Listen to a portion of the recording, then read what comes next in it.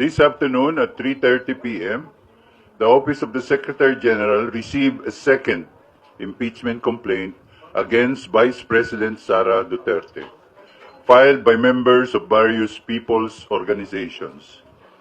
The second complaint was endorsed by 3 House members, namely Representatives Franz Castro, Arlene Brosas, and Raul Daniel Manuel.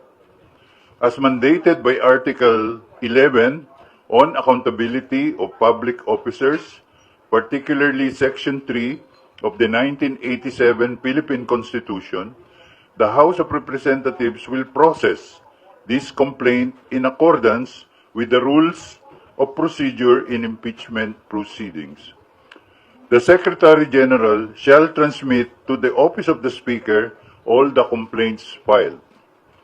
The filing of impeachment complaints underscores the seriousness of the allegations and highlights the vital role of Congress in upholding transparency and accountability in government. The House is committed to performing its constitutional duty with fairness, impartiality, and respect for the rule of law.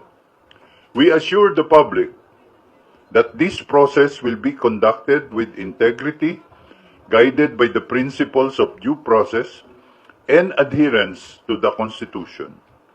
The House remains steadfast in protecting public trust and ensuring that the democratic process is upheld. We call on all parties involved to respect the legal proceedings and allow the constitutionally prescribed process to take its course. Thank you.